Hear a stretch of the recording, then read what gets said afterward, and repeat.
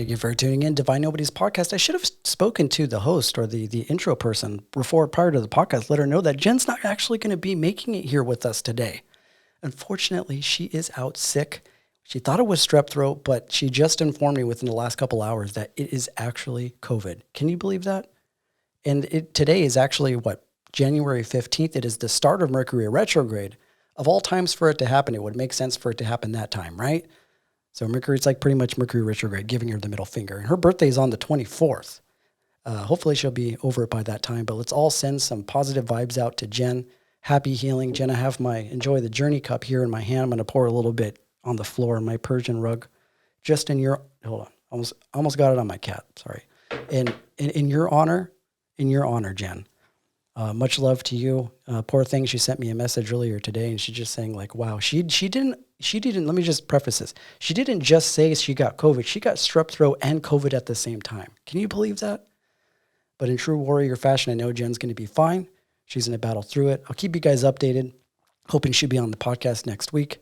Mercury was just like Gandalf and just sort of like Lord of the Rings. She's just like, oh, thou shalt not pass. Yeah. So Jen, if you're listening, pouring out all the love and vibes into you. And we're going to do this episode in your honor, Jen. So with that said, thank you guys all for joining us. We have a special episode today. We have a guest in the studio, and we're going to be talking about a subject that's really, really important to me, one that we've covered before on the podcast one time before with a fellow named Sam Kempner, and he was speaking from the sort of divine masculine perspective, but we have something really special because we have a young lady that's going to be giving us the sort of divine feminine perspective, but also because this person her profession is in HSP and empath work. It'd be nice to dive deep in, ask her some questions, and get her perspective on some of these things. So the book that I'm familiar with is The Highly Sensitive Person by Dr. Elaine Arian. This is a book that I had read a while back, and I learned a lot of really interesting things about HSPs and empaths, which is a really fun fact before we get her on the pod. 15 to 20% of our population are HSPs. Can you believe that? HSPs. And at least 70% of them identify as introverts. And this is an interesting stat because that means there are 30% that actually identify as extroverts, which boggles my mind in a lot of ways because we tend to identify them as introverts. So we'll ask our guest a little bit more. Maybe she can give us some clarity on this. So without further ado, I'd like to introduce her. She is a life coach for empaths and highly sensitive people. In her work, she teaches clients how to regulate their nervous system, heal themselves, use their spiritual gifts, and step into their fullest potential in life. She specializes in shadow and inner child healing work and uses mindfulness practices and meditation to help her clients become more aware. Love it. Love her already. And aware, regulated, and empowered. She has a bachelor's degree in psychology, so she doesn't fuck around. And she's also pursuing her master's degree in transpersonal therapy. Everybody, let's welcome Sara Nicole. How you doing, Sara? I'm doing great, Eric. I'm so happy to be here with you today, and yeah, so honored to be invited onto your show. Thank you for taking some space and some time out. Again, we're going to do this episode in honor of Jennifer. In honor of Jennifer. And Yes, before we get started, I wanted to ask you, she's calling us from Colorado, right? You're in Colorado? Yeah, I'm in Colorado. What is it like living in Colorado? Because the way that I imagine it's almost like Tom Cruise in the movie Legend, just wandering through the forest, just hanging out with fairies, talking shit to trolls that hang out underneath the bridges and smoking a bowl with the tree people. Is it like that? I think that it can be like that if you live more in the mountains, which is definitely my goal eventually. I live on the Front Range, and it's absolutely beautiful here. I'm actually from here, originally born and raised. So yeah, the mountains are quite magical, and wanting to get more into the mountains so I can enjoy the magic of the mountains a little bit more. I think being on the Front Range, it's a little bit harder to get out there, but definitely feel blessed to live in such a beautiful part of the country. And it seems to be a really good place for, especially somebody that is more than likely an HSP, because you have a lot of solitude. You get a lot of time to spend in introspection on your own in nature, which is something what I gathered from your IG. That's kind of how we met. It seems that you spend a lot of time in nature. Yes, no, nature is the ultimate healer, I believe, and I think being highly sensitive and having, highly sensitive nervous systems, it's really important for us and all people, in my opinion, but to really connect with the earth, to ground ourselves. we can kind of recycle some of the energy that we hold in our bodies to the earth and kind of suck up healing earth energy. And yeah, I think just being in nature is a great way for us to learn more about ourselves as well, and to take that time to go within. I absolutely love that. There's something like really beautiful that happens in nature when you're amongst it, where it sort of like just starts to regulate your nervous system. All of this sort of mind chatter that you had maybe prior to stepping into like a forest just somehow seems to alleviate itself and go away. And that's the one thing that I think is really beautiful about nature, is that it's not this process of becoming, or it's not like this sort of strategic curriculum that you have to put in place in order to enjoy it. All you have to do is just step into nature and it just has its way with you, you know? Yeah, I love how you say that it's not a process of becoming. And yeah, I think that like some of the things that plague us most as humans, I think at the root is from our disconnection to nature and from our disconnection to what it really means to be a human. And so, at least on my journey, I think, yeah, nature has been a way for me to connect back to myself and to what it means to actually be a human. You know, we walk around so disconnected from the earth, from, you know, wearing shoes and not ever like having our feet on the ground, to living in houses and with air conditioning and heating. And yeah, I think at least for me, it's a huge part of my journey and something that I want to bring into my healing work with my clients as well. Yeah, I absolutely love that. And this is one thing that always comes to my mind when we talk about nature is I love that it doesn't have a story, you know? Like when you walk out into the forest and you have all of these issues and you have all these problems that we maybe want to walk into a forest in order to try and mitigate or try and alleviate. I think the beautiful thing about nature is that it doesn't have a story. If your boyfriend broke up with you, if your girlfriend cheated on you and you walk out into nature, that's like nature is not going to participate in the way that maybe like a good friend would be and give you advice. It's just going to say like, hey, you know, immerse yourself into the peace and the tranquility of this moment. And naturally just takes you out of the space of over-identification with anything that the ego may bring into your space. And it just sort of like, all of that disappears, you know? Yeah, that's so beautiful. Yeah, it doesn't have a story. And I think we have so many stories in our mind around that kind of keep us from reality, that keep us from experiencing life as it actually is, right? Because just the way our brains are, it's hard. It's something we have to fight against as humans. But you're so right. It just is.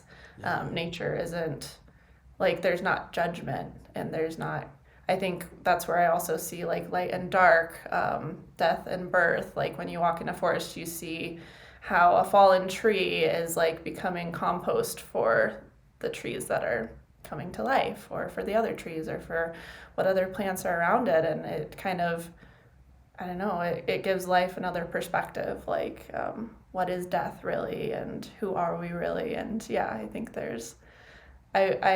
my hope is that people spend more time in nature. And I think that if everyone did spend more time in nature, whether it's under the stars or in the forest or just really reflecting in nature, I think the world would be a completely different place. I agree. And that's really beautiful. And this very conversation is something that like always sparks my interest as a Libra, because I'm all about balance. That balance includes the polarities in life, right? The life and death. And there was something that you actually quoted on your IG that I'm going to read it off really quick before we get into the HSP stuff, because there's a lot to cover. But now that you actually brought this up, I thought that this is a really, really beautiful quote from yours. You're a really, really amazing writer, by the way, but I wanted to read this off. It says, "There is no rebirth without death, no light without darkness, no transformation without suffering. You can let your suffering defeat you, or you can rise above. You can use your suffering as a catalyst for transformation. Some of my darkest days have also been my most transformative. If you're going through a dark time, keep going. This too shall pass.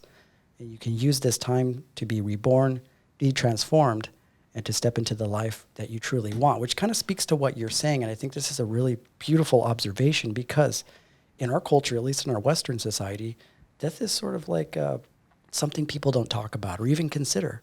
But it's one of the most just inevitable facts. There are very little things that we know for certain in life. Death is one of those things. People act like they don't. But the wonderful and beautiful thing about nature is that when we pay attention to it in the same way that you were talking about, you see life and death and rebirth everywhere around you.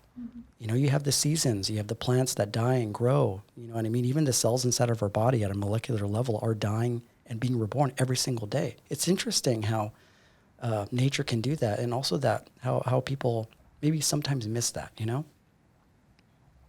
Yeah, so true. Well, first of all, thank you for the kind words, Eric. That means a lot to me. But yeah, I think that death is, like you said, it's something that we don't talk about. It's something that we fear going into, that we fear reflecting on, because there's unknown, right? But yeah, I think, at least for me in the awakening process, it's kind of, that's been one of the catalysts in my own life, like having a lot of death around me. So I've done a lot of work as a caregiver in the past, and specifically with people on hospice, and kind of in the last periods of their life. I've just, from a young age, I felt like the universe just kind of like pulled me towards that, and kind of taking a break from that right now, because you need a break from that realm sometimes. But yeah, I think asking those questions is so important, and it's also can be terrifying, I think, at the same time. Yeah, soul tribe. And I totally recognize what you're saying because I did hospice work for a long time.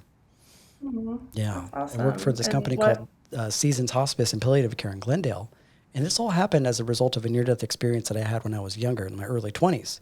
And that got me into hospice work and doula type of work. So I know exactly what you're talking about, sitting alongside people that are passing away. It is one of the most humbling, beautiful, and graceful experiences that you can experience. So I'm super grateful that you decided that your practice had brought you down that path, because there aren't a whole lot of people that have the courage to go into that realm and be sort of like that Mm, mediator between life and death. It takes a very specific type of yeah. person, and it's beautiful when you have people that act as sort of like the mediators between this realm and that one. You become sort of like a swinging door. Definitely, yeah. And I'm also equally thankful for you, Eric, and the work that you've done. I'm super interested to hear more about your experience in that sometime. It is rare to meet other people who have done that work. I think especially younger people. But Oh yeah, yeah. Is one of the. I think you're one of the only people that I've met that have actually done that. So, cheers to that. We can probably spend a few hours on talking about that. Maybe we can save that one for another episode, or maybe we can touch on that a little later. But as to start the podcast, we wanted to pose a question to our guests, but also for our listeners, considering we are the Divine Nobodies podcast. Wanted to ask you how you embody your divinity, either daily or just in life.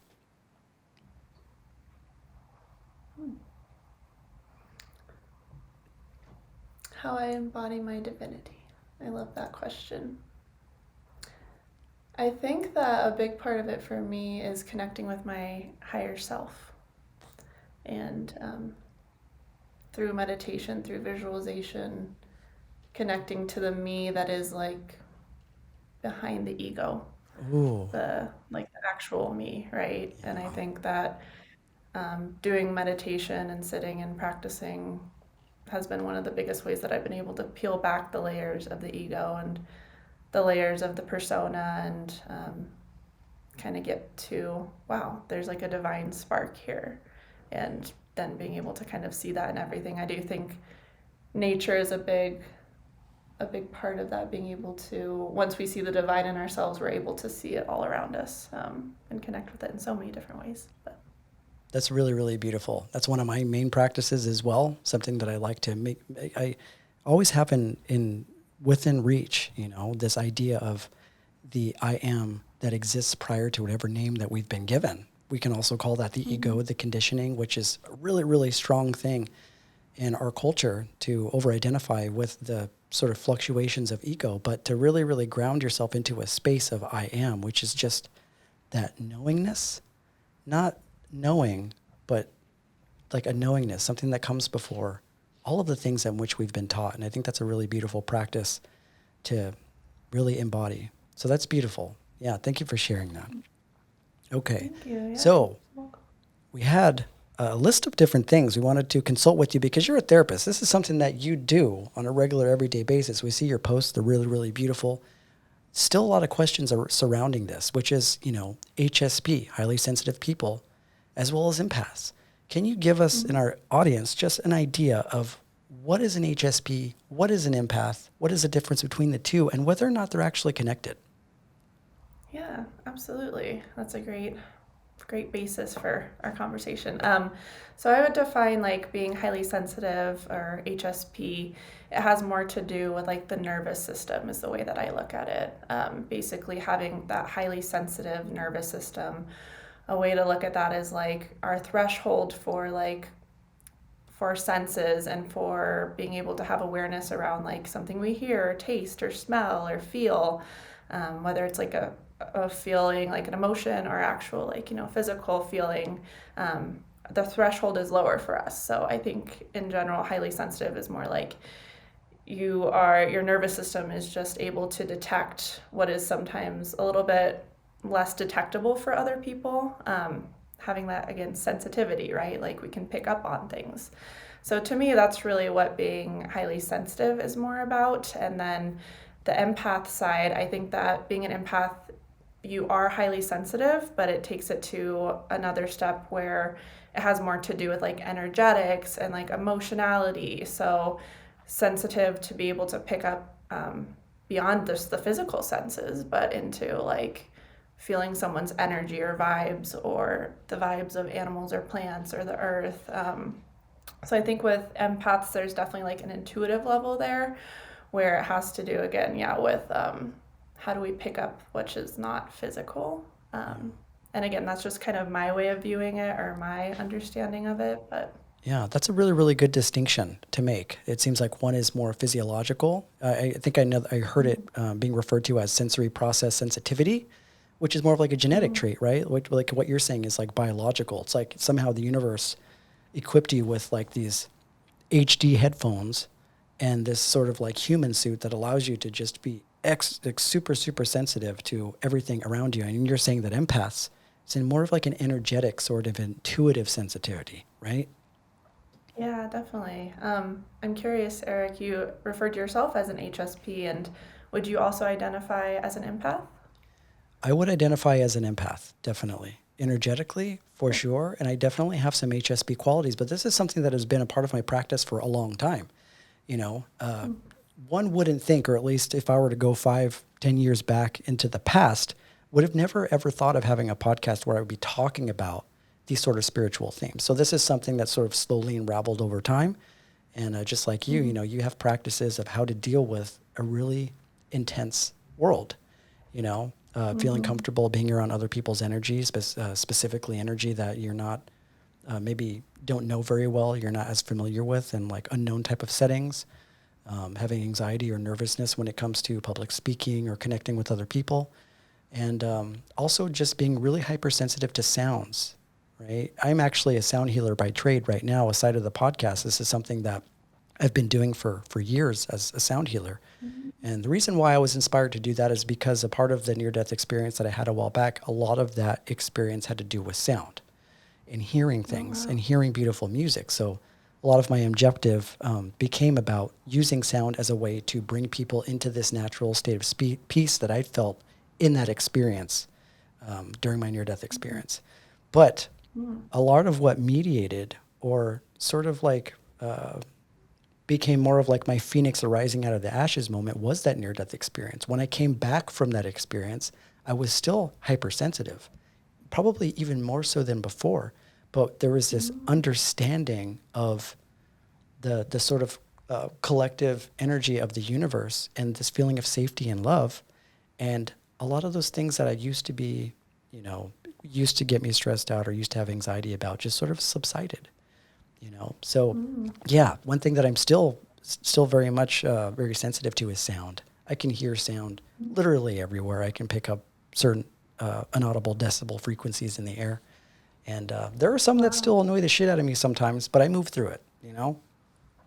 Yeah, that's incredible, Eric. I would love to hear about your near-death experience sometime. I feel like that can be such a huge transformation. I love that you're bringing that into the work that you do and the healing work that you do with people. And wow, that's just, yeah, that fascinates me. And I do think from my experience, like working with different clients as well as being highly sensitive myself, obviously, it does seem we all have different, it's not, one size fits all. Like sometimes it sounds like sound to you is something that it's almost like a superpower. Like you really hear things really well and maybe really clearly, and maybe you think about everything's vibrations, right? And that's the kind of vibration that maybe your system is kind of like attuned to. Yeah. Whereas like, yeah, I think we all can have different gifts in that way, but Yeah. that's really incredible to hear. Thank you for sharing. Yeah. And I like how you said it was like a superpower.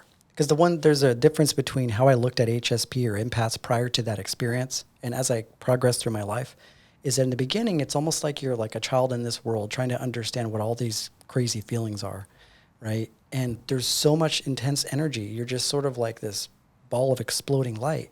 And once you maybe get into a spiritual Mm-hmm. practice like meditation or even have a near-death experience, it seems like Source points you in the direction where you start looking at these energies as a superpower. I Mm-hmm. noticed when I came back from that experience, I started developing more of sort of like clairaudient type of abilities, right? That can be considered as a Mm-hmm. sort of HSP type of quality. It's sort of like channeling the intensity and the sensitivities into something productive. You know, I wanted to ask you, how does one become sort of like do you think that somebody's childhood has to do, and I'm thinking of epigenetics. I'm going to see if I can put this in the right words, but when I think of the idea of life and death and rebirth is maybe a little different than maybe some people look at it, because at what point do we stop being our parents considering we came from them, right? So at what Mm-hmm. part do you think there's any part of being an HSP or an empath that is inherited from family? Hmm.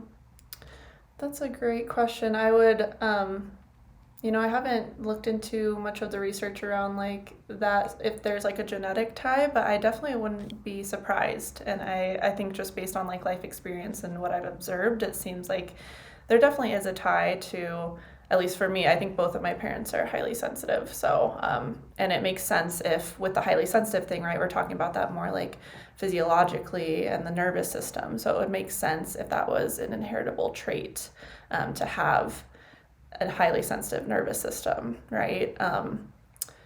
Yeah, and I think that again, when we look at psychology, it's like nature and nurture. So, but I do think that there is definitely a nature part of that we kind of come into the world with, the predisposition to having a highly sensitive nervous system.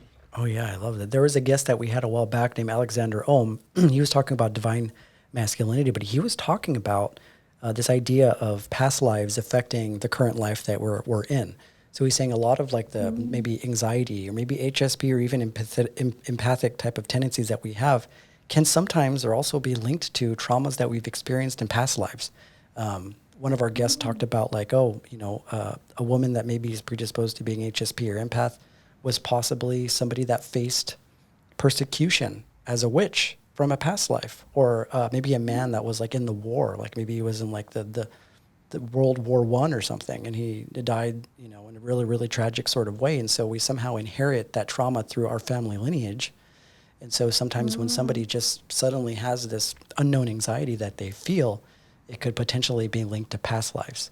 And I think that's like a really interesting Mm-hmm. thing. There's really no way to prove that, but it makes sense when we're looking at the idea of reincarnation and how it, you know, uh, influences us as we move on different Yeah, lives. definitely. I love that. I love that idea of past lives or something I've been exploring this last year, and actually, I'm getting certified in doing like past life regression because it's been such a powerful thing for me to learn about like my own past lives, and it makes things make a lot more sense when you realize, wow, like I've lived other lives, and there's certain things that that I'm healing from lives before this. So I definitely think that's such an interesting thought. And yeah, I definitely think that being an empath or a highly sensitive person could be tied to past lives. Something that I've kind of not wrestled with, but just kind of examined or thought about before is like the idea of kind of like karma and coming into the world.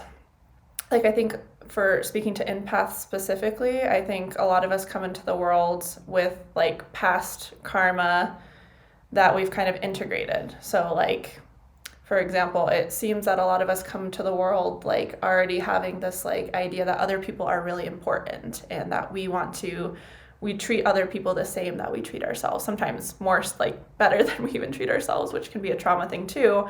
But I do think that there's like this wisdom, like I'd call it being an old soul, that is kind of a part of being an empath or developing into an empath. And for me, it feels like lessons that maybe I've integrated. Like, I feel like I've been here for a very long time, like, Yeah. and reincarnated many times. And I think that this time, as being an empath, it's like I'm there because I've had a bunch of lessons. And maybe that's why sometimes it feels so alien to be an empath or alien to be a highly sensitive person in this world, is because, there's other souls that haven't learned the lessons that maybe we've already kind of integrated.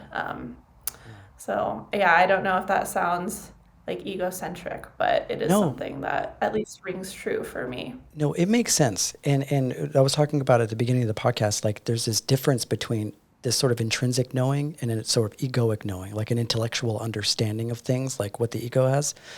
And I always wonder, like people always pose this question, like, okay, if I'm not my ego and if I'm not my personality, then does that mean I'm just sort of like this, person sitting in a corner not doing anything? Like, who am I if I'm not my story?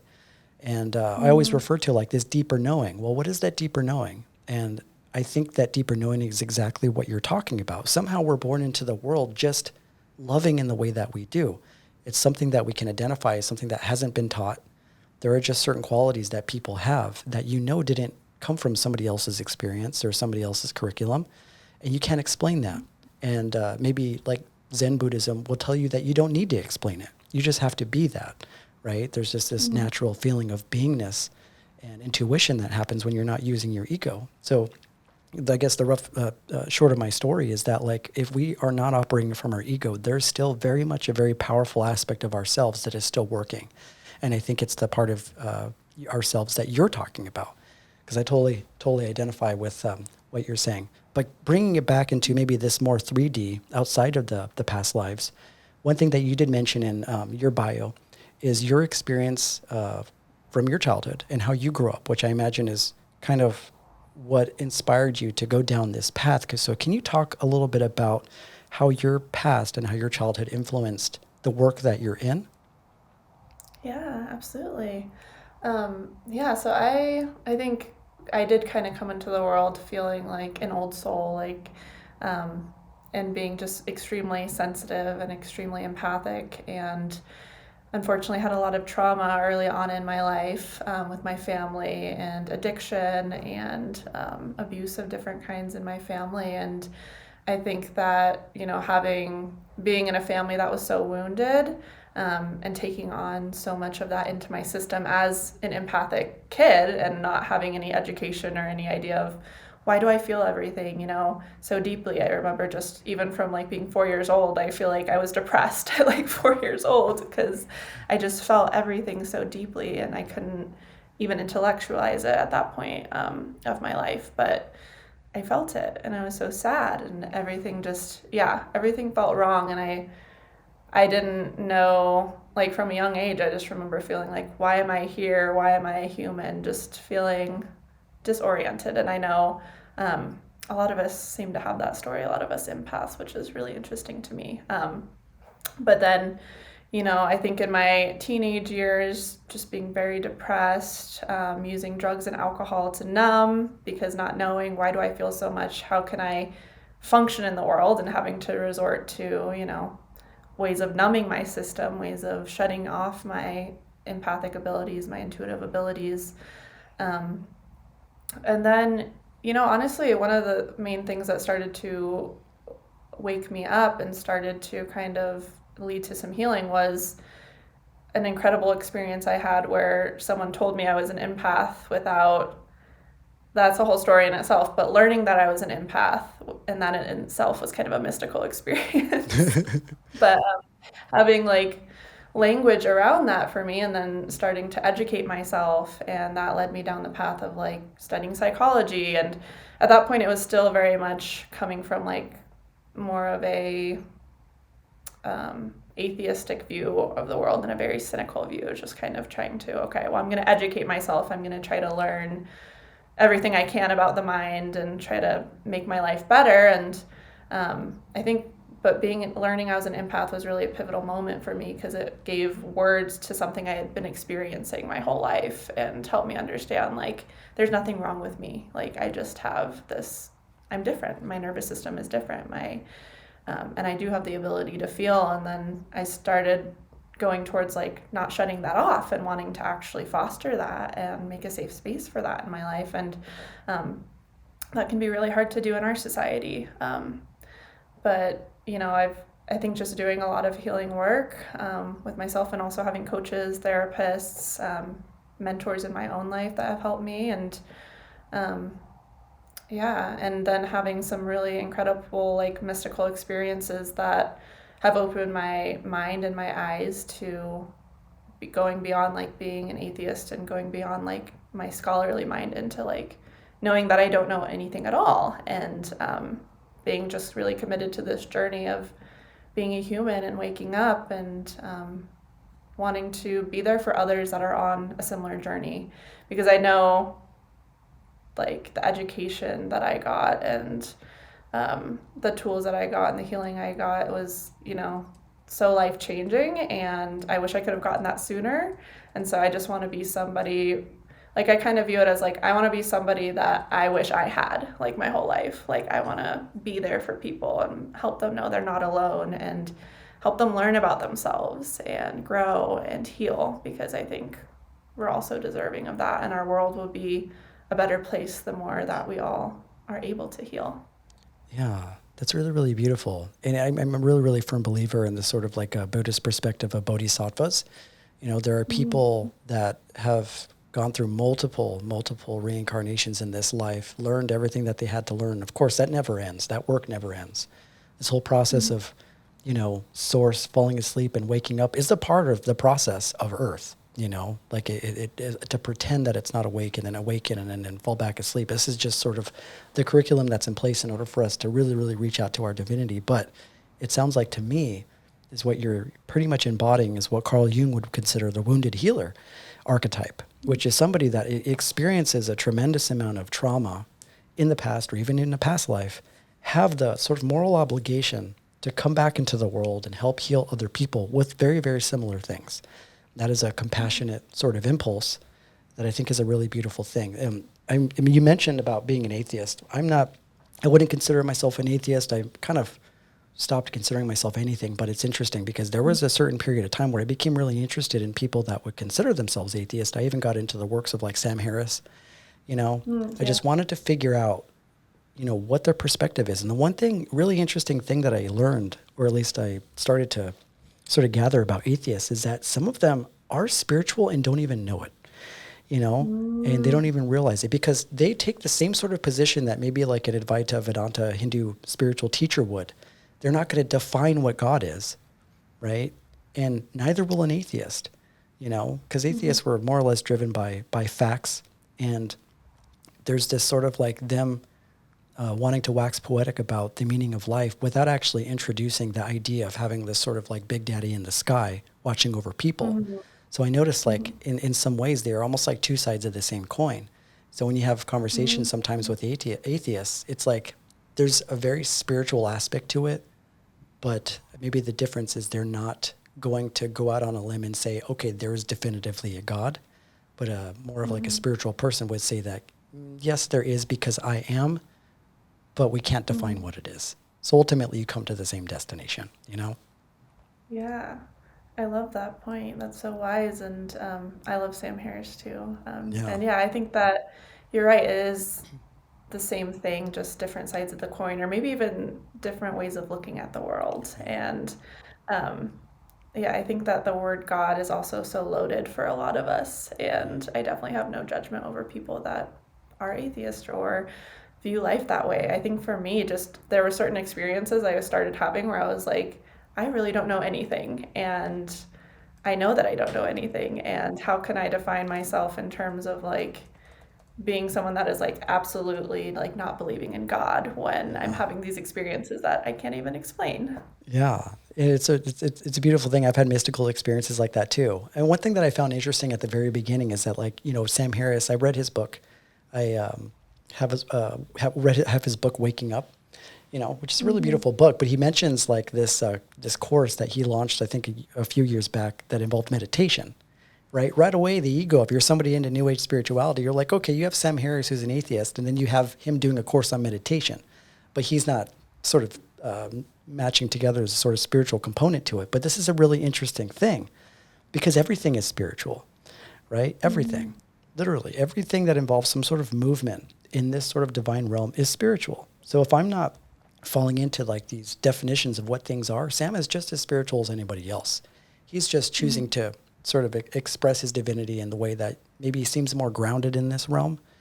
And I think it's a choose your own adventure type of game. You know, I am kind of a Libra, and I'm an air sign, so I like to get lost in the clouds and the firmament, and you know, life very much seems magical to me. The mystical experiences that I have are very much the same thing. So I feel like, you know, God expresses itself in a multitude of ways. So it's all spiritual, you know? Totally. I love that. Yeah, I love the idea that like all rivers lead to the ocean, right? And it's like all, I think all paths ultimately, like if you are committed to a path, whether it's intellectual or atheistic or super spiritual or religious, I think that if you are committed to practice, like you will uncover the same thing. And I think that's where we see that in like, you know, I love Jesus and I love Buddha. And like these teachers just are teaching from their own specific world lens, their own perspective, their own life view, and they're really talking about the same thing because, and I think that's where maybe there is a level of like ultimate truth in the universe, is because like there is that thing that we're all touching on in our own language, in our own ways. And that's totally true. And the conversation changes when you actually start thinking of Jesus and Buddha as people. You know, I think a really big error, especially in the West, is thinking as these characters as sort of like these omnipresent beings that we can't relate to in any way because we don't have maybe the same powers that we imagine that they have. But the one thing that I learned, you know, later on in life is that the reason why I relate so much more with Jesus and so much more with Buddha and so much more with like all these other sort of figures is because they were human, you know? And Mm-hmm. you're absolutely right. Like they're speaking from their vantage point of spirituality, and all of it is very, very useful. We can learn from it all. And when we kind of bring them down back to reality and sort of ground them into this sort of 3D world, we are no different, especially if we're going to look at life from this sort of like collective I am, like all of us are essentially the same. You know, it just shows that we can be our own Jesus and our own Buddha, as long as we don't let Yeah, that little ego come in and try and personify it and take ownership over it. You know what I mean? that's the tricky part. But Yeah, yes, that's I the love tricky that. Yeah. part. So you said in your bio you said you began exploring what it meant to be human and why there was so much pain in the world. I'm curious what you discovered when you kind of ventured into that and you were able to have your sort of Buddha venturing outside the gates and seeing an old person. What did you discover? Yeah, so much. Yeah, I think my journey in that realm really did start like as an intellectual and as just reading everything I could, and um, you know, it first really started more with like science and the mind, and then expanded into like Zen and also like the Bible, and just again getting more. I feel like I started very academic and have like expanded a lot more, but um, I think the biggest thing I've discovered in that realm of like what it means to be a human is like again what's underneath the ego, like who I actually am. And I think through like Jesus is someone that stands out as a big figure for me, because learning like being a child of God, or being God and being human, like that duality that is often I feel like misunderstood, but learning that about the self, like we are divine beings and we are also human. And I think that as much as in like spiritual, in the spiritual world, or you know, spiritual groups, like often we can kind of demonize the ego. Yeah. My personal opinion is that the ego is equally as important to being a human as the true self. And I think that we wouldn't be human if we weren't here to also learn through the ego and learn about like our that part of ourselves. And again, that's something that in our society people know all about that, and they know nothing about the divine, right? Or they are so attached to the ego. So there's a balance there. Um, but I think the more I learn about what it means to be a human, I'm like, it is also important to have an ego. Yeah. And as far as suffering, the suffering goes, I think a big part of why we suffer is because we're so disconnected and we're asleep, and we're disconnected from our bodies, from ourself, from our nature, from the earth, from each other. And I think that's really the source of so much pain. Yeah. So. Yeah, that's beautiful. Yeah, one thing that I think is really interesting that we tend to hear, especially on like social media platforms, is this sort of conversation about ego death. You know, Mm-hmm. you can find like, videos on TikTok about like 5 steps in order to annihilate your ego for good and you never ever have to see it again. And I just think of myself, oh, that's just more ego, right? Right. And that reminds me of this quote by Alan Watts, who says, thinking that you could eradicate the ego is the biggest ego trip there is. Right. And this is sort of like a really good example of kind of like how ego tends to get into the realm of spirituality without our even knowing it. So it's really, really sneaky. But I like to think of ego as this sort of something that we absolutely should collaborate with, because it's the one thing that is really, really useful when it comes to practical things like keeping you alive, helping you eat. There's a really important role that it plays in our survival. But the one thing that I learned along my journey is that the ego knows lots of things in terms of practicality and functionality, but it doesn't really know a whole lot about the nature of existence. Like you can't define God with the ego because the ego just doesn't know. And when we pose the question, what is God? The ego is the one that wants to find out, right? So Mm-hmm. right there, awareness should take that down right away because you know that you're coming from ego. So the only thing that you Yeah. could really do is just experience life. And the question just sort Yeah. of dissolves, you know? Mm-hmm. Beautiful. Yeah, it's kind of like the being versus the doing. Like the Exactly. ego is an important part of doing and keeping us alive, like you said. And it can teach us a lot, but then there's things that the ego, like you said, can't understand, can't filter, can't experience because it's so noisy and creates so much noise inside of the system. And I think that's where we have to develop a healthy ego before we can then like go beyond the ego and transcend the ego. But I do think it's a basis of, and I think that's partly why like my interest in therapy is like maybe healing the ego and like making a solid ego, and then from there then we can expand and say what's beyond the ego and gain that awareness of the ego as separate than the self. And really, I think the word that comes to mind when we talk about this, Eric, is really like freedom. Yeah. Like become, and Sam Harris talks about this a bit too, like what level of freedom do we actually have as people? And I think the more conscious we are and the more we're able to recognize the ego, that actually gives us the ability to use it as a tool instead of being a slave to it. Exactly. Yeah, that's really, really beautiful. It reminds me of this quote that just came to mind, and I had it on my phone. It was by this author named Ramesh Balsekar. And he has this quote that put it really perfectly what we're talking about. He says, we need concepts in order to communicate until the mind has reached a stage where it realizes that what it is seeking is beyond its comprehension, right?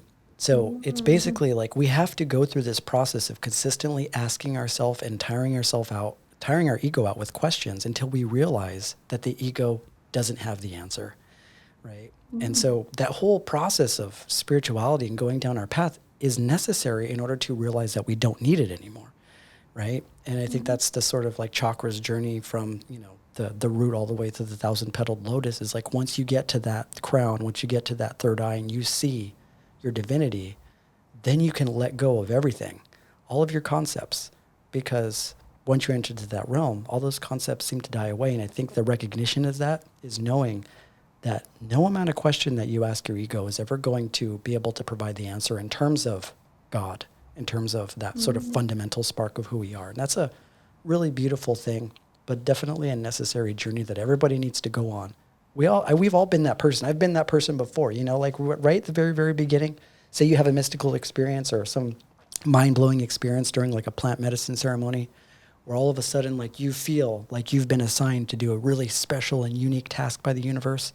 So you go around, doing that, but there's this sort of little tinge of ego behind it, you know? Mm-hmm. And you have to do that for a little bit of time until you realize like, oh shit, my ego is taking ownership over this. And then that starts to Yeah. subside and then you go into what you're talking about, a process of doing and not thinking so much. Yeah. I love Yeah. that. When you're talking about the third eye and kind of awakening to being able to let go of things, I'm curious, Eric, for you with your near death experience, did you have that? I feel like that would be the ultimate moment of like Like, did you feel like you separated from the ego entirely in that experience? I would say yes from if from more of a conceptual sort of perspective. It reminds me of like these quotes from a lot of these Eastern masters, which is like when the ego isn't, the God is, you know. So it wasn't so much like a transition; it was more of a waking up to something much fuller that had already been there. And this is sort of like a practice that we can kind of partake in just even in regular everyday life, which is when the ego is not there, awareness is already there. Like you don't go from one to the other, right? You're already resting within the fabric of your own divinity. And in my near-death experience, when that ego sort of disappeared, I just was. Like everything was there. So there was this feeling of separation, but it wasn't a feeling of, you know, my ego dying and then me becoming something else. It made me realize like the truth of what the ego was and the truth of what I've always been, you know. So yeah, that was a really, really, really beautiful experience that put everything into perspective for me. And things like plant medicine ceremonies can do the very same thing.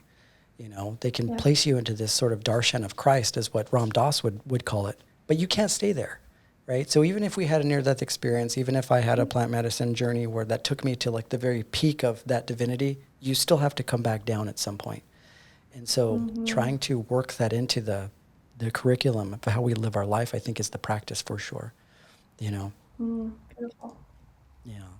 And this is, oh man, this is something that it definitely sounds like me and you are very, very passionate about, but I wanted to bring it back to the HSP stuff because this is your jam. Okay. So I wanted to Yes. ask you because I grew up and I relate to your experience when it comes to how you grew up. My father was an addict and I found myself falling into this sort of caretaker role, right? I found myself falling into this sort of like caretaker role, which from my perspective, created a lot of sort of codependent qualities in me. And being an HSP, I wanted to ask you, why is it that HSP types or empaths tend to fall so hard into toxic relationships with other people, or even maybe narcissistic types, or people that are just that are suffering? Why do we feel a need to help these people as often as we do? Yeah. Such an important question. I think that our highly sensitive nervous system is really like a predisposition to becoming an empath. And I think, like, when you tell me a little bit about your story, it makes me think of like maybe that was a part of you developing into an empath. Being highly sensitive gives us the ability to feel into other people's experiences, to be more attuned to other people's experiences, and having that empathic quality too of, yeah, like maybe feeling other people's pain equally to our own. Whereas I don't know if you have siblings, but like for me and my family, my two other siblings are definitely, I don't think they're highly sensitive, and I think that I, as the sensitive one, was the one that fell into the caregiving or the caretaking because I could feel the pain. Like it wasn't just like separate from me, like, oh, they're struggling. It was like, I'm struggling because they're struggling. And I think especially as children, when we're not taught like to have that separation in a healthy way as being highly sensitive, it's like we almost learn that as like it can be a survival thing, a coping thing of like, okay, I need to be in this person's experience, or there might be some benefit we get even out of tapping into like a parent's experience. Like if we have an abusive parent or something, like being attuned to them and knowing how they're feeling or what they're needing can help us survive and cope in life. And I think that kind of develops into both a pattern, but also can lead into being like very empathic because we're kind of strengthening that gift of like feeling in and tapping into other people's energy. But the problem is when we do that like unaware and we're not aware of the fact that we're doing that, I think we just fall into similar patterns. I think there's both like an attraction, both ways between like narcissists and empaths because they're opposites, and I think they pull each other in, as well as I think there's so much here, but like, I think we have healing vibes and kind of pull that in, that attraction together, but also a lot of it is just, yeah, how we've learned to survive in the world and how we've learned to cope and the ways that we've shown up that serve us. So, and not all empaths have like, you don't have to have trauma to be an empath. I don't agree with that sentiment that a lot of people say, but I do think that it can be something that makes us even more empathic and makes us rely on our empathic nature in order to survive in the world and to be accepted by others, if that makes sense. Yeah, I agree with you. It doesn't. I agree that like trauma doesn't necessarily equate to an empath. I think that maybe they're predisposed to sort of like gathering trauma because of their sensitivity. This brings up another really important thought for me, and I wanted to know what your perspective on it is. It makes me think of epigenetics, which is, how much of our parents are we, considering we came from our parents. And so I'm noticing my father, he was a very sensitive person. He was a very empathetic person. Maybe the difference between me and him is that I've taken the steps in order to tap in more with my emotions and my spirituality. And I could just say that I learned from him how important it is to do that. But I noticed that, HSP types or maybe empaths tend to fall into addiction a lot more than other people. And I think maybe this has to do with a really crazy world and them not maybe having the tools available in order to absorb it, or to deal with it. Why do you think that? Do you think that that is like a worthy argument? Like, do you think that there's a reason why HSP or empathetic types tend to fall more into addiction, and why that is? Absolutely. Yeah, no, I agree with that 100%. It's an unfortunate truth, and I'm hoping that will start to change as we become more aware of like mental health and aware of these. I mean, HSP probably, I don't think it was even a trait probably when your dad was younger. There was no language around it, and my hope is that the world is becoming a kinder, more open, more aware place. But taking it back to your question, I think that having a highly sensitive nervous system and being prone to being overstimulated or anxious or feeling so much pain of the world and of other people when we don't know, we don't have the tools and the skills around dealing with that and around building a life that's healthy for us, because our needs are different than a lot of other people. And like you said earlier, 15 to 20% of us are highly sensitive, and that's, a big percent, but also a minority. And I think the world isn't really set up for us to succeed. And if we don't take that upon ourselves, it can be a really difficult place to live. And because of that, we often can resort to things like alcohol and drugs and ways of kind of numbing the system. Because if you think about it, like being really sensitive, being overstimulated all the time, like alcohol can be a big one for us highly sensitive people and empaths, because it can kind of make us feel less and make us feel a little more normal, because I think that we also see that we feel so much, and we kind of can look around and be like, these people aren't, there's a disconnect there too, right? Like we're not experiencing the same reality, and it can make us feel more normal to resort to those things. And that's partly why I'm so passionate about this work, is because I want to give other highly sensitive people and empathic people like the tools and skills that they need to be able to manage a highly sensitive being in a highly sensitive nervous system, so that they don't have to resort to those things that can be so detrimental to our lives. Yeah, I think it's really important work to have. It makes me think of this book that I read a while back called Quiet by Suzanne Kane. And she talks a lot. She had a TED talk that really stuck out to me, which made me want to buy the book. And she was somebody that was talking about introversion. Now in the West, maybe as a product of our sort of industrial revolution, we've somehow demonized introverted type of people, right? Whenever, at least I grew up with this type of mentality, mainly because of that's how they looked at us in school, right? If you weren't a part of the class, if you weren't participating, if you weren't collaborating, there was something wrong with you. If you were an introvert, there was all this guilt that was associated with it. So if you're somebody that's HSP or empathetic, it almost seems like right away you think there's something wrong with you because all of these other extroverted types are telling you that you need to be more extroverted. So I imagine that creates this sort of like negative impact on you as you get older. And it would be no surprise to me that somebody would eventually get into drugs, especially if they were prone to addiction, because they need to, assuage the pain of being told that there's something wrong with them, But I feel like we're maybe arriving at a certain place in our world now where we're starting to maybe identify how important it is to have these introverted or maybe these highly sensitive types, because you have like the Elon Musks of the world, you have like the Steve Jobs of the world, and these are people that are traditionally very introverted types. So it's interesting how, at least from my dad's perspective, that conversation hadn't even come into the field yet. So they didn't have the tools that they needed in order to make sense of what they're doing. So I think the type of work that you're doing, guiding these people out of their own shadow into the light and helping them realize that, hey, there's nothing wrong with you. This is actually a superpower that you can use for good things, right? Mm-hmm. Yeah.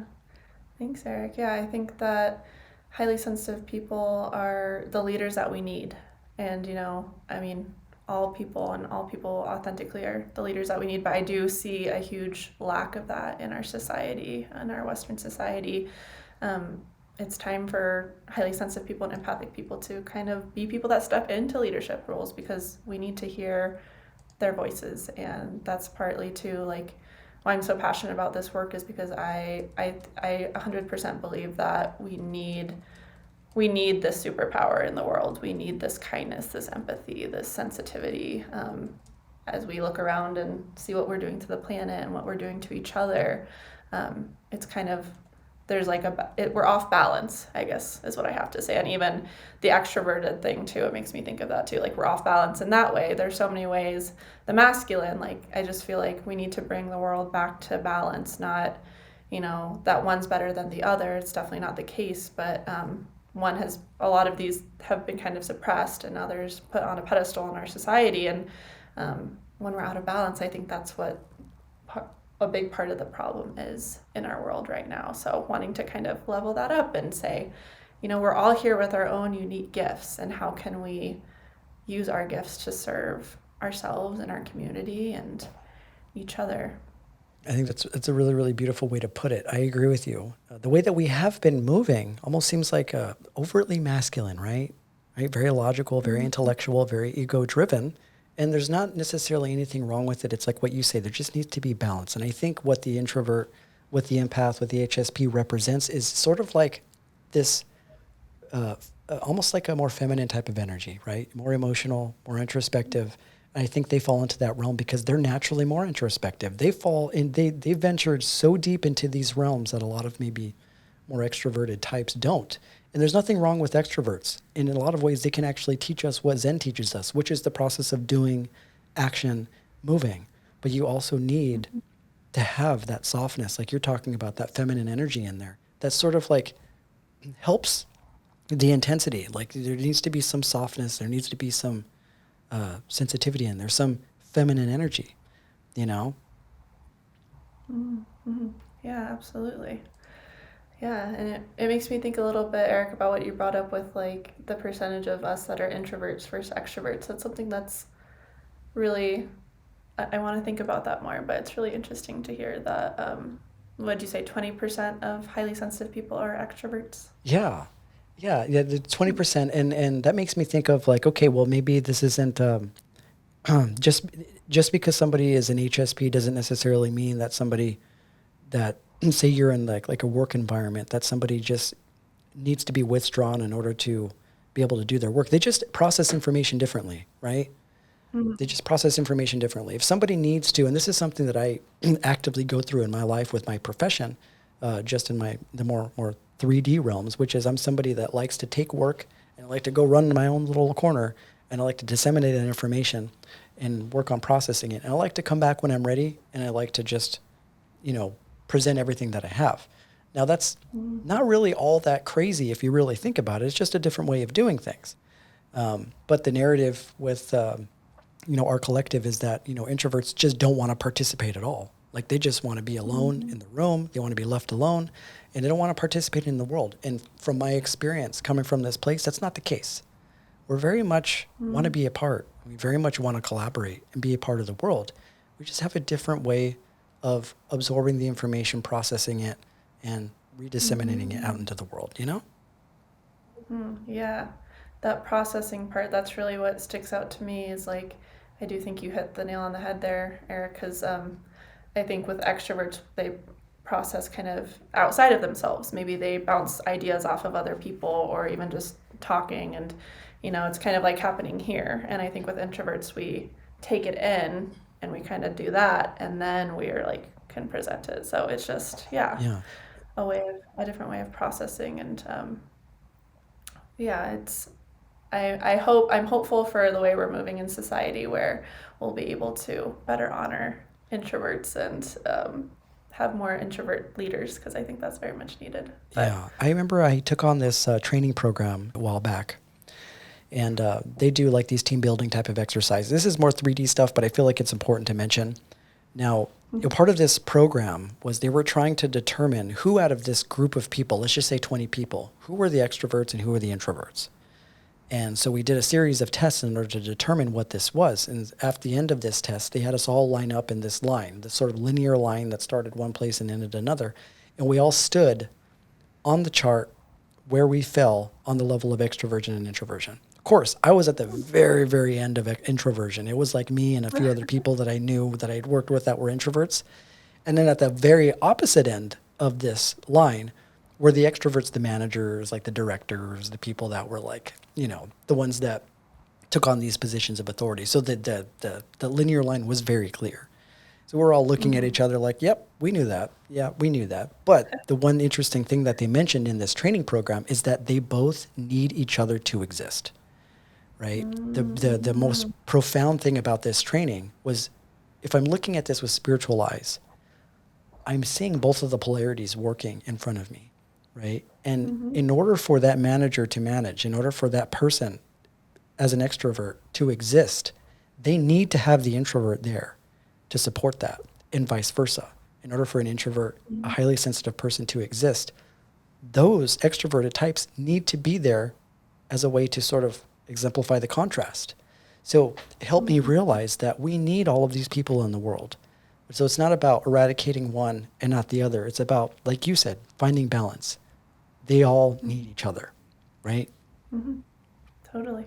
So I wanted to ask you, how do empaths, HSPs create balance between being open to maybe the intensity of the world and allowing themselves the space and maybe respite to process their emotions? How do we find balance in the world with feeling things as intensely as we do? Such an important question and thing to reflect on. Well, the first thing that comes to my mind, Eric, is really getting in touch with one's own needs. I think that as empaths, we can often kind of live in the realm of like people pleasing if we're not careful, or being so attuned to other people's needs. A way I like to explain it is kind of like we're more permeable, like to outside information, to outside energies, and we can kind of lose ourselves in that because we're like maybe feeling other people's needs just like our own, and kind of that's where codependency can develop, but constantly maybe acting in a way to meet others' needs, or acting like externally to care for others. And I think really the cure is to get in touch with one's own needs first and foremost, and having acceptance over that, and having acceptance that our needs are individual to all of us, but I think especially if you're highly sensitive, our needs can look a lot different than other people's needs. We can need a lot more solitude. We can need a lot more quiet time. We can need to have like really clean, specific spaces to work. So I think as we get more in touch with our own needs, then we can find that balance by being able to have awareness around how am I feeling and being in touch with myself. Like, for example, every day could be different. Like maybe one day I'm feeling, okay, I'm more in touch with, I need a lot of alone time today, and I'm going to honor that. And maybe another day I'm like, I'm okay. I'm okay to go do X, Y, and Z. But needing to have that awareness around, I think bodily awareness is a big part of that, like being in touch with the body, being in touch with how our body feels and how we're holding energy in our bodies can be a great way to go about that. But it is a lot of work to find that balance. And I think for everyone individually, it's going to be a different journey. But ultimately, if exploring the realm of needs and awareness around needs and the body is a great first step to getting there. Yeah. And it's really, really profound when you said paying attention to your own needs, because it doesn't seem in the big scope of things to be, I guess the most profound thing, but it is when we are typically people that focus on other people's needs first, right? And I'm noticing that empaths and more sensitive types tend to do that. Like they will take care of everybody else's needs except for their own. They'll take care of all these other people. They'll focus on, they'll put in so much effort into trying to caretake other people or trying to help other people with their wounds in such a way that eventually they just start to disappear. They forget about themselves. They either get lost in toxic relationships, they lose themselves in all these different things. And to circle it back and to actually focus time on yourself when you look at it from that perspective is really profound. Focusing on your own needs. This brings me to another question that you mentioned in your IG, which I thought was really, really interesting. I wanted your insight on, which is you mentioned sadness being sacred, right? Sadness being a human emotion that we all feel when it comes into the realm of taking care of our own needs. Sadness, I imagine that being one of those things. You said sadness was sacred, and this is, I think, such a beautiful reflection and teaching. How can people change their relationship to sadness, and why do you think that sadness is sacred? I love that. Yeah, thank you so much for bringing that up, Eric. Well, I think sadness is something that we often kind of push away or we have an aversion to, and it makes sense because a lot of our brain is still kind of more mammalian or primitive, and negative emotions like fear, sadness, suffering have been a way for us to keep us safe because it's something that we are averse to. Like, it's actually neurologically, like, we're averse to these things, and it makes sense when we look at our evolution and we look at a lot of our brain that isn't fully like evolved. So yeah, I think a lot of us like push it away, don't want to feel it. It feels uncomfortable. It feels painful. And I think the first way to kind of change your relationship to sadness is being able to expand your nervous system to be able to hold that emotion, to be able to hold fear, to be able to hold pain and suffering. And that can take some work and some healing work to get there. But it's really important to make that space. Make that space for whatever emotions we're feeling or processing. And as empaths and highly sensitive people, like, it can be pain that's not necessarily even ours, but I think that we're here to process it partly, not as our responsibility, but I think there's so much wisdom we can learn from processing it. And, I feel like that's kind of broad, talking about like expanding the nervous system, but that's some of the work that I do with my clients. Other things that have been really helpful for me is like creating rituals around sadness and like actually honoring it as something, like as a teacher, as something that has so much wisdom and is here to teach us. And I think it's Jack Kornfield, a teacher that I really love. He talks about, like, he refers to like negative emotions or things as like demons, and he talks about like having those demons in for tea and like talking to them and learning to them and creating friendship with them. And for me, that's been a really interesting way to reestablish my relationship with sadness and some of these other emotions that we typically label as negative. Is like, how do I let this in for tea? How do I befriend this emotion, and what does this emotion have to teach me? Because there's deep, deep wisdom in our emotionality. And as we lean into our emotionality, we can learn so much. Yeah, that's really, really beautiful. I love Jack Kornfield. And I think another thing that I heard from one of his teachings when he talks about Buddhism is, life consists of 10,000 joys and 10,000 sorrows. And all of these things are a necessity in order for us to understand love. Like, there's this conversation that happens, I think, in spiritual circles, which is, at least at the very beginning, is that like, okay, well, being enlightened means to just be happy all the time, right? To just let in all the positivity and just sort of demonize maybe all the shadow work. At the very beginning, a lot of people don't want to go that way. But the one thing that I had learned along my journey is like how important and how integral it is to understand your sadness and your pain.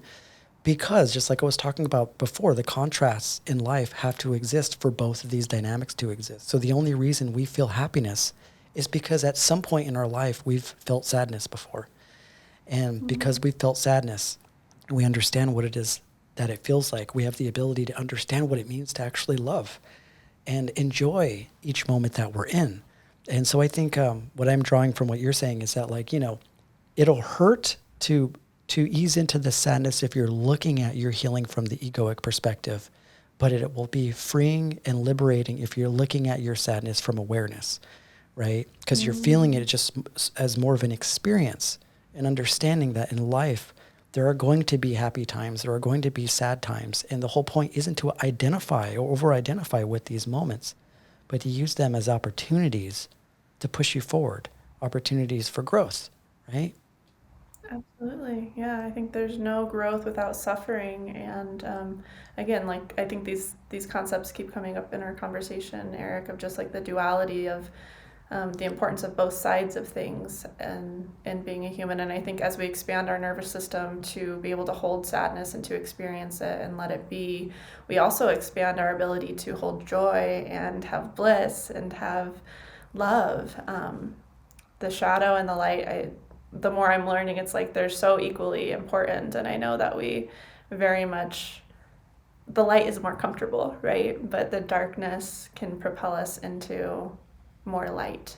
And if we leave the darkness unaddressed or even like don't honor the darkness, we're really just shutting off half of what it really means to be a human.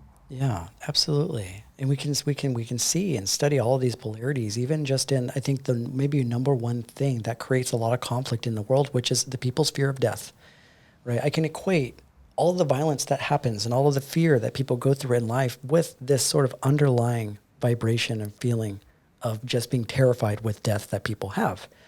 And one interesting thing is, people have to go down that journey into understanding what death means. But death is just the other side of life. Like we were talking about at the very beginning of the podcast, like when you go out into a garden or nature, you're somebody that is amongst the trees, you see flowers dying and being reborn every single year. And you see this sort of recycling of nature, like the sun sets and then the moon rises and the sun sets. There's this always constant back and forth of light and dark happening around us all the time. And nature doesn't seem to be really preoccupied with the question of what it means to die. What does this mean? Does this mean annihilation? Like we somehow, human beings are the only people that are preoccupied with this question of death and this fear of death. And because we're a part of nature, it almost seems like the most, I guess, intrinsic thing that we can do is just flow with everything and realize that everything will be taken care of. Like Alan Watts, I love Alan Watts because he talks a lot about what we're talking about, just like these polarities in Zen, being aware of them. He talks about like we can't have life without death, So if you very much are a big fan of life and you're very much a big fan of being alive and doing the things that you do, then you have to be a fan of death at the same time. Because if we didn't have that, we would just go on forever and ever and ever, and life would lose its freshness, and we wouldn't have the ability to take on all these different other roles that we have in life and be able to learn from those things, That's so beautiful. Yeah. Death makes life sacred. Yeah. So. Yeah. One thing I did want to ask you about is, because HSP types, sensitive types, they're coming from my own experience, but also experiences with other people that are HSPs. Just somehow when you are an empath, you end up running across, just like with you, people that also embody that same sort of energy. You tend to hear conversations a lot about them in relationships with other people that may perhaps be toxic for them, right? And the one thing that conversation that I tend to hear often is about boundaries. Empaths not having really strict boundaries with how they give up their energy. And from your perspective, what can they do in order to create more firm boundaries with the world, with maybe things that absorb a lot of their energy or maybe even toxic types? Mm-hmm. Yeah, that's a great question and something that I've definitely done a lot of work on in my own life and do a lot of work with my clients around. It seems to be one of the core issues or problems that we come across as empaths. And again, I think bringing it to the needs is another, again, in this realm is also important. Getting in touch with our needs, getting in touch with who we are, getting in touch with our yes and our no. And that can be, a little bit tricky because as empaths and highly sensitive people, again, we take other people into account so much that sometimes we need to strip that away to connect with like our wants and our desires, our needs. So kind of, I think there can be codependency there that needs to be healed, and you can do that through like inner child healing work and just getting more curious and aware of some of those patterns. So it can be specific to the person, but in general, I mean, there's a lot of work that you can do around boundaries. I think the initial thing would be becoming aware of how you show up in relationship to others and being aware of, yeah, like the yes and the no inside of you and learning to express that, which again can be scary for us because there can be trauma around that and codependency, and coming into a relationship where we're overgiving can be a trauma response. It can be a coping mechanism for us. So I think doing healing work around that is definitely a basis. And then for me, learning about energetic boundaries and doing a lot of like meditative work around that, and kind of a little bit more like metaphysical, like visualization work around energetic boundaries as an empath has been a huge game changer in my life. Yeah. Yeah. It almost seems like the fundamental of that is just acknowledging that like your needs matter, like your needs matter. Mm-hmm. And it's okay to fight for your needs and to create strict boundaries in that regard. I wanted to ask you, so we're in a really, really interesting time. I'd like to get your perspective on this because this is a really unique time in our human history right now, at least for us. There's a lot of uncertainty in the world. You have this sort of pandemic changing the way that we see reality, and one can even look at it as this sort of collective dark night of the soul, is what kind of me and Jen tend to think of it as. And for somebody that's a very sensitive type, or someone that's an empath or an HSP, I imagine it's affecting a lot of us in a multitude of different ways. One, I'd just like to know, how can they ground their energy with so much, uncertainty, misinformation, or even just with this sort of legacy media sort of like fear type of energy that we're feeling in the world. How can we ground ourselves and, not get lost in that? Yeah, such an important question. So much fear and uncertainty. I love that the idea of we are going through a collective dark night of the soul. I think you're so spot on, Eric. I mean, initially my first thought is like getting into nature, like getting back in touch with nature and like physically grounding, like physically working with earth, standing outside or whatever way that feels good to you, like actually grounding your energy to the earth. As an empath, that's something we can really tap into really easily, given that we can feel energies and sense energies, and as we become more advanced we can work with energies. I think literally grounding into the energy of the earth and the healing energy of the earth can help ground our system and allow for presence and allow for the recycling of some of that fear and the processing of some of that fear in a healthy way. So I'd say that's the first thing I would say in response to that. And I think it's really a time to go within. I think that sometimes we need to shut off all the messaging, shut off all the stories, and focus on what we can control and what's in our power to improve. Focusing on our purpose, on our authentic mission. Really going within and staying focused on the things that are in our power to change versus getting lost in all the stories. So really, I see it as like we can live up here and live in the fear and live in the anxiety and live in the unknown and just kind of run around and be lost, or we can kind of come back to our center, come back to our bodies, to the earth, and focus on our realm. Yeah. I can imagine like this time, especially for types that are used to being out there in the streets, used to doing things. I know a lot of people that were just spent every single day going out there trying to crush it, doing something. Maybe they were DJs, maybe they were out there, just always out there doing something.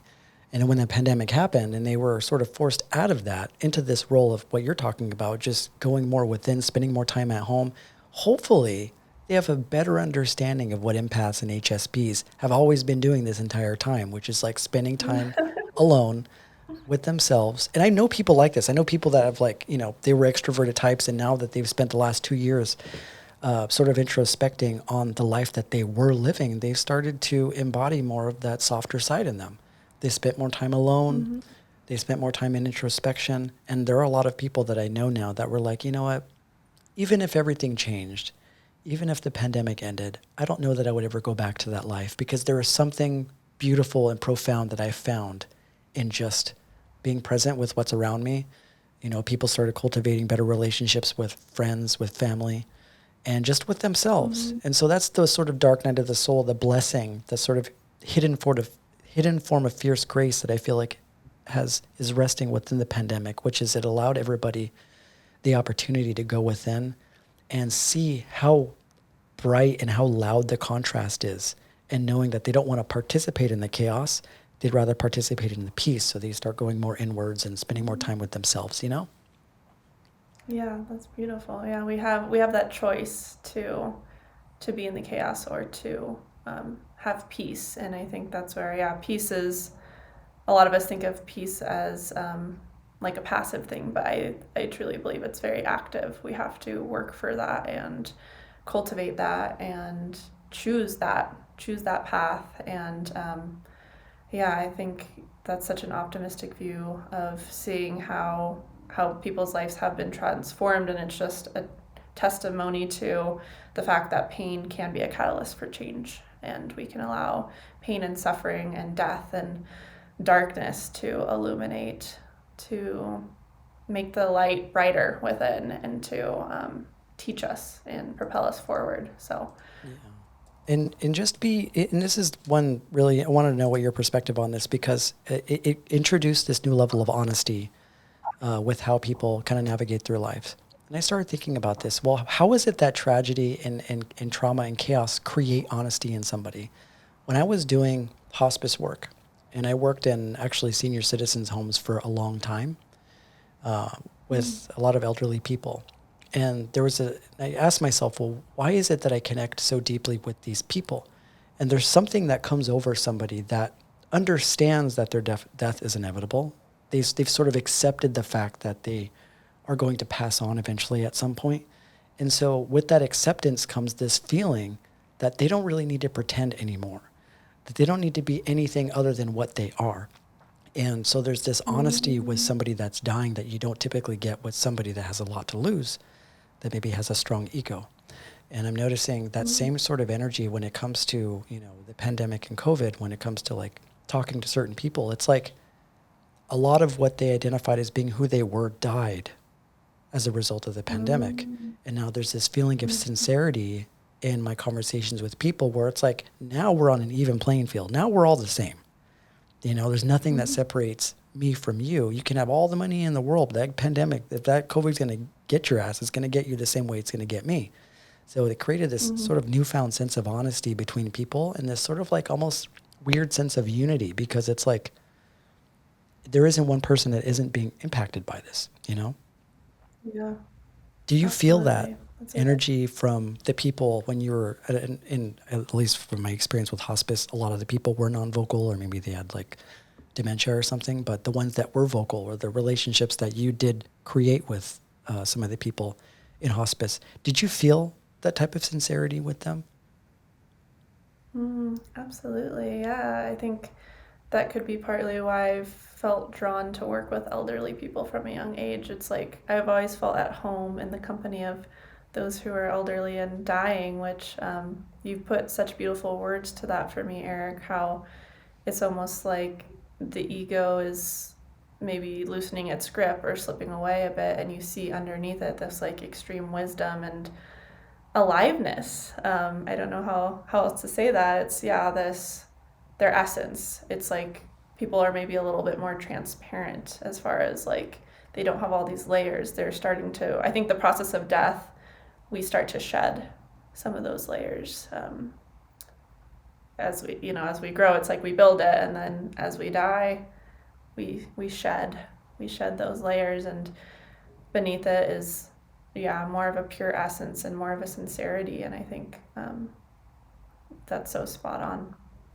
It's a beautiful thing. They become almost like this swinging door between reality and the other. And there's such like a magical, just beautiful like feeling that comes into the room when somebody's passing away. It is one of the most beautiful experiences that I've ever been able to encounter, because you feel like you are right at this sort of precipice of like heaven, or, you know, divinity, or you feel like God is in the room with you. And it is complete opposite of what most people think of death, because a lot of how we identify death is pretty much every horror movie that we've ever seen or any movie that we've seen that involved death. But if you actually get the time to spend with somebody that is passing away, it is a beautiful process. And it helped me realize that, like, this is something that shouldn't be feared. This is something that should be accepted. And this is something that, at least in like Buddhism, they celebrate. A lot of those monks prepare their entire lives for just this like heroic moment where they get to finally go back to their source, and I think Alan Watts talked about it too in one of his talks, where he's like, you know what, like, why do patients that are in hospitals, or why are they so afraid of death? And I think that the reason why is because nurses and doctors, their profession is to try and keep you alive, right? And when they know that your death is inevitable, they can't do anything for you, right? They don't have any, they're not versed in this sort of like process of death, which is unfortunate. They should be. But so they end up telling you things like, oh, you're going to be okay. Everything's going to be fine. But there needs to be somebody like you sitting by their side, letting them know that, like, hey, you're not going to be fine. You're going to be okay though. But this whole thing that you're going through is perfectly normal. Alan Watts talked about it. It should be a celebration. We should throw a party. We should all just be like, okay, look, you made it to this point. After this point, you're going to go and you're going to celebrate. You're going to enjoy it. And it's just going to be like waking up from a dream, and everything should be great. Everything should be awesome, Yeah, it's beautiful. I think it's a huge misservice that in our Western culture, specifically like Western medicine, death is viewed as like defeat, right? Or something that we're constantly fighting and battling. And so therefore that in itself like demonizes it or makes it bad. And it breaks my heart to think about people dying in a hospital or dying in such a sterile environment, because I do think like having ritual around that, having a sacred space for someone to die is very important. And death should, so when you said you worked as like a death doula for a while, did you help people like create plans around their death and ritual around their death? Yeah, we had these like things called like legacy projects. And this is something where I feel like my sound healing and I do like video editing and stuff like that. So I worked with them for a while towards putting together, they called them like legacy projects, where you're building pretty much this biography of who they are, what they represent, what they're a part of. And depending on the family that you sit with, you can't just openly take on like a Buddhist perspective with somebody that's passing away, because they could be Christian. You know what I mean? So you work alongside of like chaplains and things like that to see kind of what's available. So it's hard because you kind of have to just make it as universal as possible. So some of them you can create certain rituals with, and some that you can't. But I always tried to create a relationship with them that celebrated their life by either through pictures or through video or through conversations, recorded conversations that I have with them. And I worked alongside a lot of these chaplains in order to have conversations with them about the conversation of death. I wanted to try and make it in such a way that it wasn't so, wasn't so stigmatized, that it was just as comfortable as just like walking through a doorway. So just talking about it as if I've been there. And in some essences, in some ways I have. So that's the way that I kind of wanted to approach it. It's interesting that you mentioned about like, when we're passing away, we're usually in these sort of like maybe hospital type of beds. And it makes me think of birth too, because birth is very much the same way, like we're placed into these hospitals, and that's the first thing that you experience as a child is being in a hospital. It's like no wonder, like in Buddhism, they consider like death being not death, but birth being one of the most traumatic experiences that you can go through. And maybe you go through your entire life trying to recover from that. But if I were born into a hospital in a super unnatural way, no surprise. And I've had conversations with other people about this, like how that manifests as you get older. Like how much of a trauma is that? You know what I mean? Yeah, that's so true. I was just gonna say, I do see society moving in. Like, I have some friends that are like wanting to become birth doulas, and I see a shift happening, and that makes me so hopeful. But it's one of those things that we don't think of, we don't think deeply about, but it is, birth and death are such spiritual and sacred experiences. Yeah, I watched this documentary a while back about midwives. right? So midwives are people that sort of act as mediators for, I guess, women that are having babies.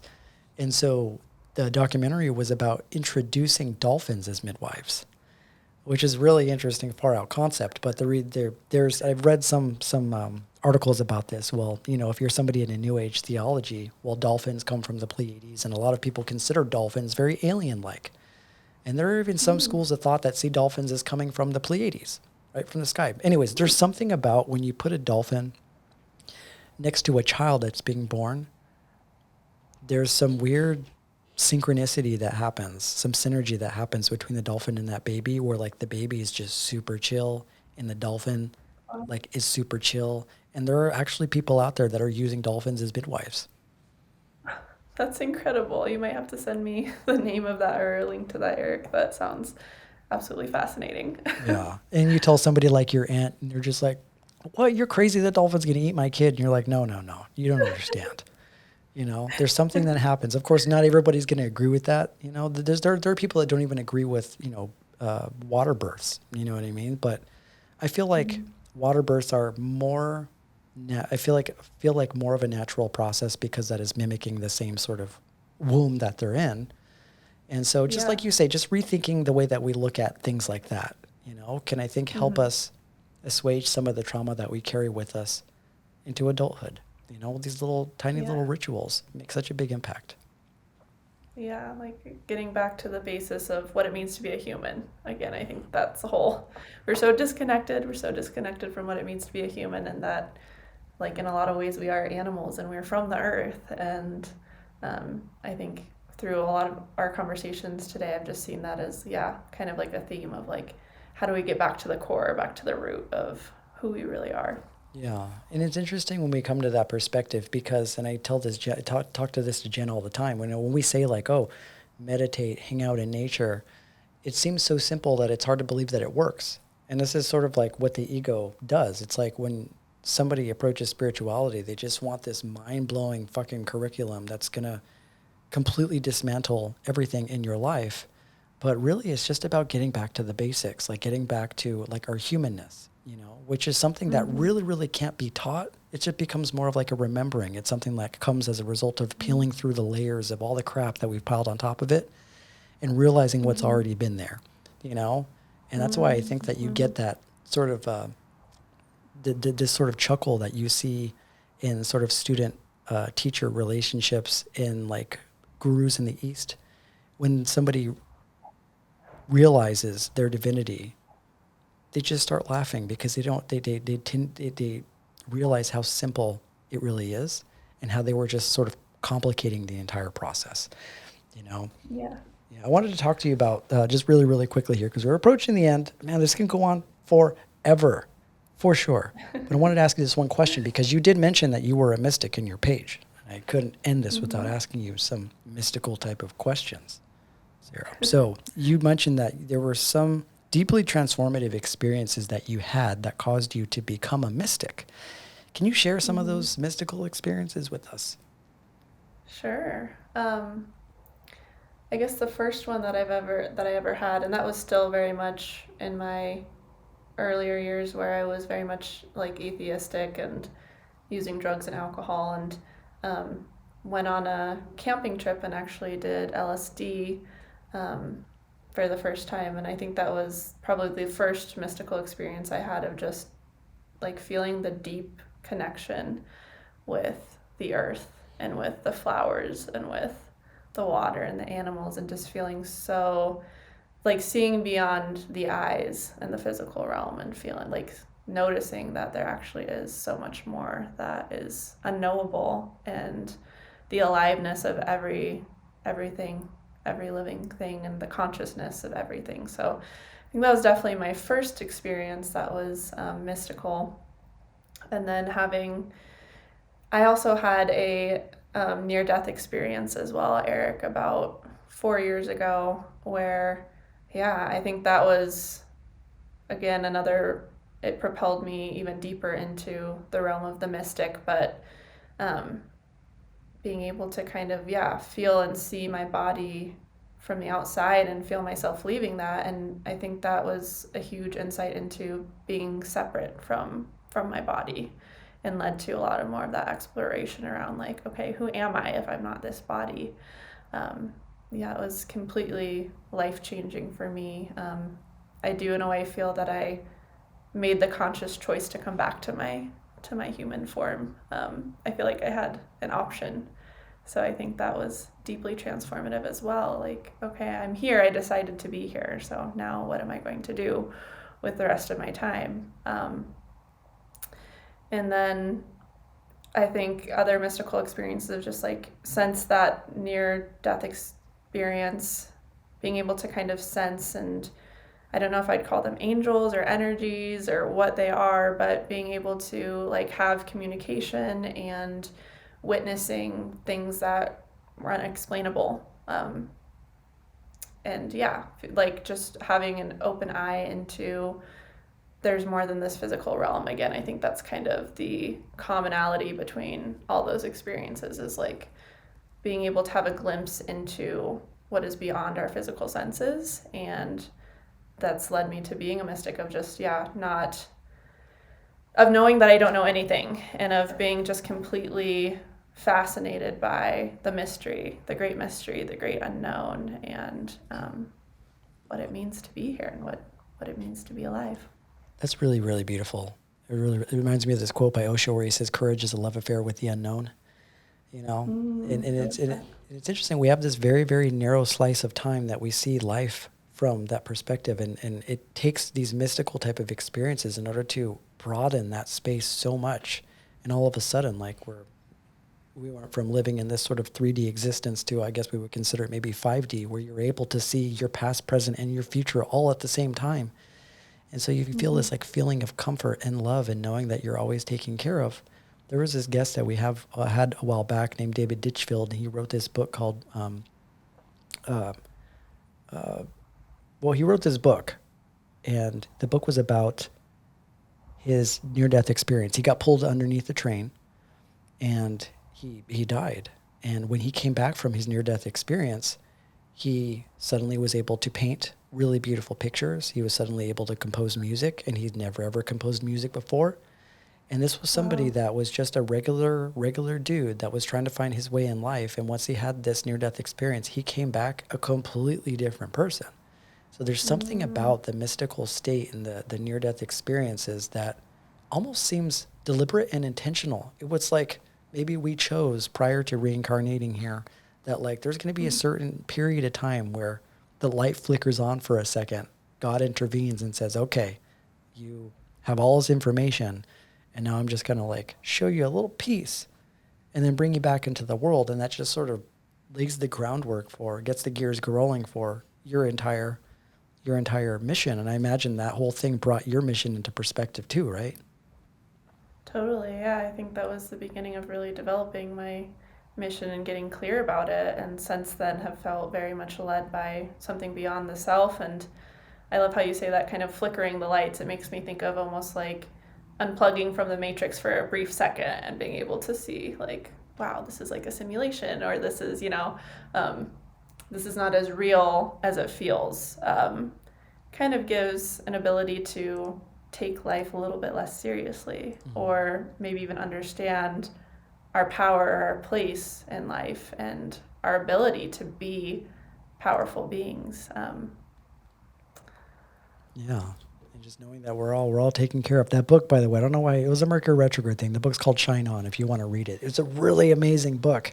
And it's so crazy that, run into these types, right? Just synchronistically running into somebody that has worked in hospice and someone that's had a near-death experience. And there's there's a lot of people out there, but you don't meet them every single day. So it's nice to be able to connect with somebody that has had that journey, that continues to have that journey, and has a really, really beautiful sort of mission in helping other people, especially sensitive types, awaken.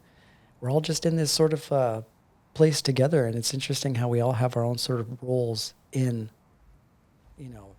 the matrix of where we're at. And we all just sort of like meet our soul tribe, and we meet our family as we go along.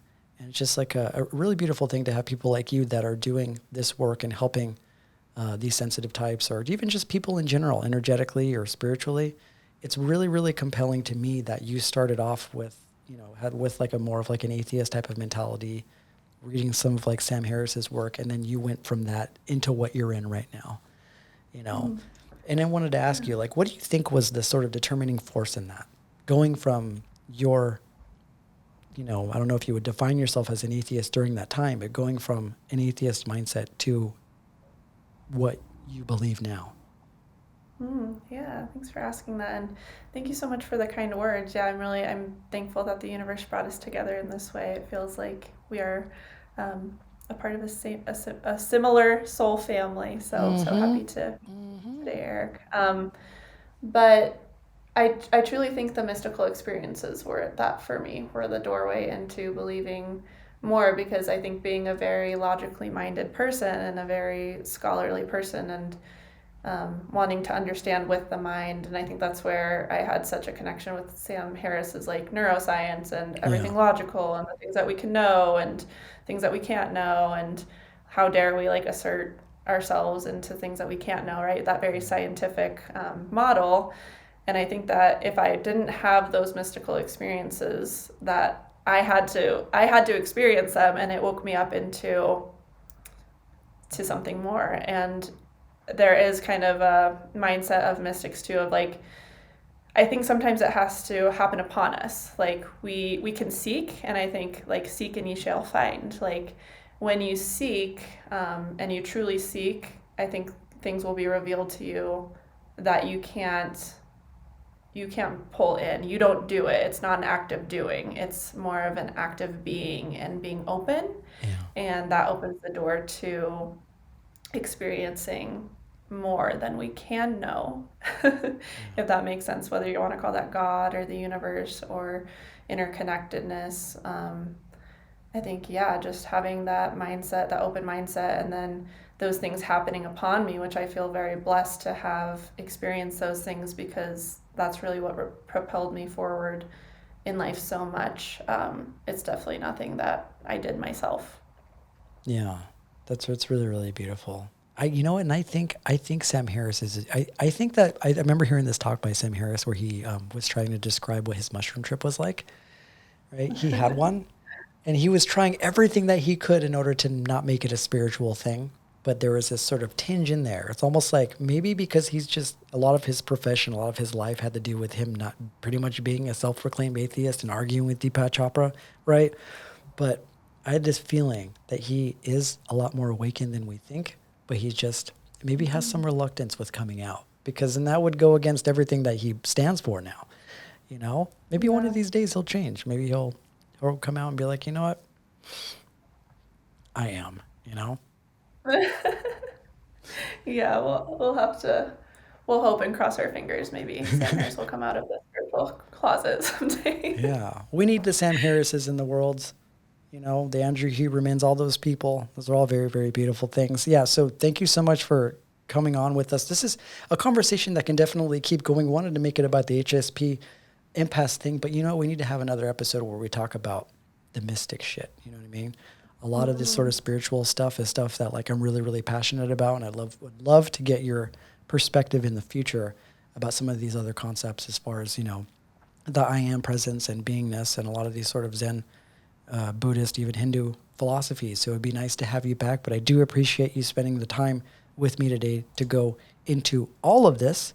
And before we disconnect here, I wanted to let everybody know that you could find Sara Nicole on Instagram. You can find her at Love Power Create. That is her IG handle. Go ahead and give her a follow. She has a lot of really great content on there. A lot of really, really great stuff. She is a phenomenal writer, so she knows how to express the inexpressible very well. You can also find her on her website, which she's under Sara-Nicole-Coaching. I'm sorry, those aren't, those are dashes. Let me start again. So it's Sara-Nicole-Coaching, gymdosite.com, and we'll go ahead and post the link in the actual description of the episode. So if you guys want to go to her website, she has a lot of different offerings on there. You can make an appointment with her. You can book now. And do you have any other call outs that you'd want to mention as far as maybe some courses that you have available or any coaching or anything like that? Yeah, sure. A lot of the work I'm doing right now, I'm working on getting an online program set up soon, but I do a lot of one-on-one coaching.